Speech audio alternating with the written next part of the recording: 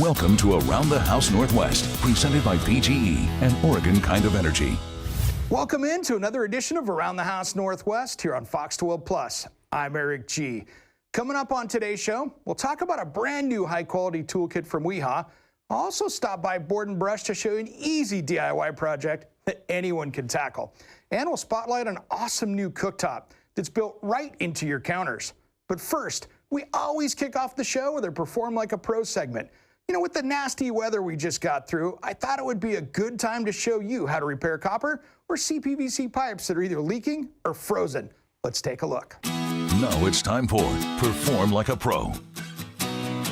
Guys, you know, it's been a common subject, broken or frozen water pipes.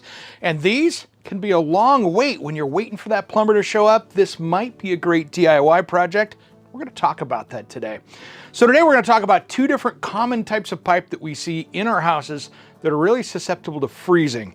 First off is this yellow PVC called CPVC. This stuff is a little bit different than that white sprinkler pipe. This is rated for inside your house. And of course the other one, there's our common copper pipes that we see out there that a lot of homes have that were built after the 50s and 60s around here. So let's talk about how we're going to fix those today. First off, I think there's some things that you should have in your toolbox that are pretty easy to be able to, well, repair these in a pinch.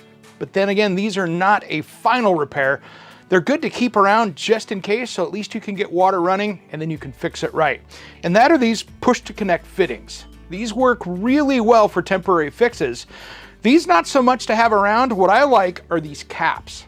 These things work so well because all I have to do is take it, put it on a clean piece of pipe, push it on, and it's on there, and it'll hold pressure. So I can turn off an area.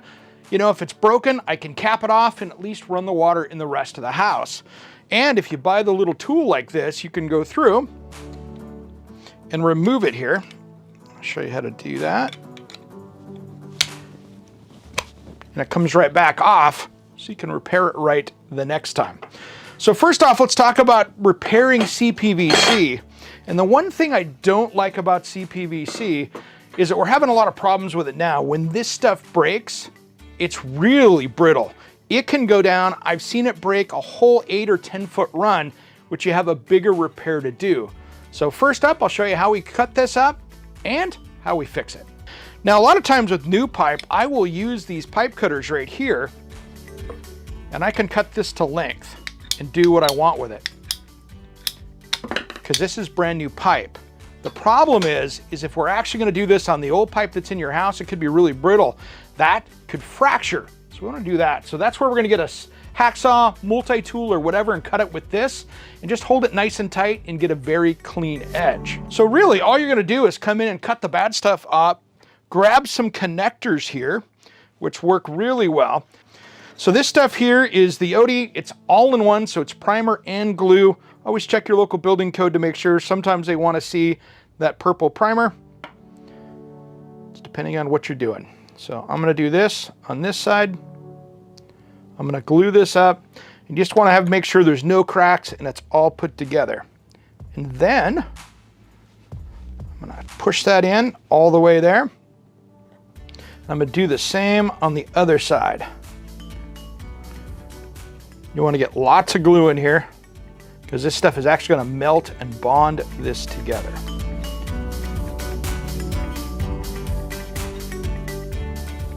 All right, guys, my recommendation is if you're going to be replumbing part of this, it's not a bad idea to get completely away from that CPVC and go over to something like PEX. But again, I don't want to use one of these push-to-connect fittings, so your best bet is to glue a fitting on right onto the end of this here. So then we can go into a thread and then thread onto your new kind of pipe and go from there. That's going to give you the most reliable fitting by doing it that way. And it's going to prevent leaks down the road until you end up doing a replumb. At that point, you can just take the PEX and continue back. It's a good way to repair this kind of pipe and give you something much more reliable. But today, I'm going to show you the right way to fix it by using the torch. And this is something that's really DIY friendly. So the first thing you want to do with this is take our bad end right here and cut it back so we have good material to work with. Because otherwise, if it's out of shape or it's distorted, those fittings aren't going to fit right. So let me take this out of here just so I can show you a better way to cut it. So you want to make sure and get a pipe cutter like this. And then we're going to back this out. And sometimes they make these in different sizes. So if you're really tight in up against a stud or wood, that can be pretty tough. So there's different ways to do this, but you want to have a super clean cut for this to work. So I'm going to come in here, got it snug up, and you're just going to do a couple turns. As soon as it loosens up, give it a quarter turn. And we're just going to keep doing this. And then as soon as we get there, it's going to pop off and we'll have a nice clean cut. Just like that. So the next thing I want to do is I'm going to take this little back piece right here and just kind of ream the inside of this and take it where it deformed that, so we have a nice little clean edge right there. And then if you have either emery cloth or sandpaper or one of the cool little tools here that you can clean this with, we're going to get this super clean. So I want this to look like brand new copper. And that's how we're going to make sure no contaminants are in here, so we can sweat a good joint on this. So this is where you just take the time, get it knocked out. It'll look really good when you're done. All right, now that we got that cleaned up, we're going to start with our flux. Now this stuff is made for plumbing, so get some good stuff. Spend $1 or $2 extra, get the nice stuff. If you get the more pro stuff that you buy, ends up being a little bit easier. I'm going to flux both sides of this right now. All right, now that we have our fitting, I'm gonna get this test fit. I always wanna make sure and get this test fit before you get the torch out to make sure it's gonna fit. All right guys, now we're gonna get the torch out. Let's talk some safety real quick about this.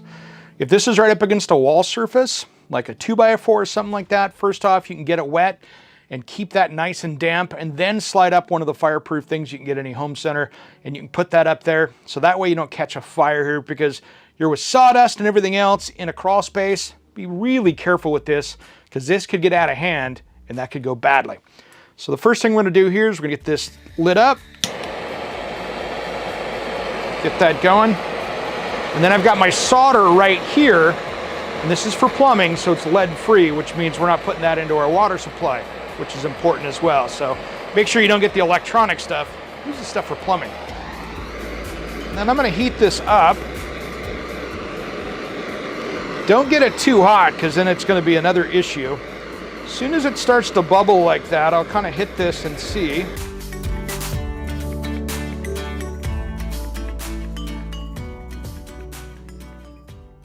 And there we have a leak-proof joint. This is going to be the most reliable way to fix this, and you didn't have to call a plumber. This is something I know you can do, and it's a project that you should be able to tackle yourself.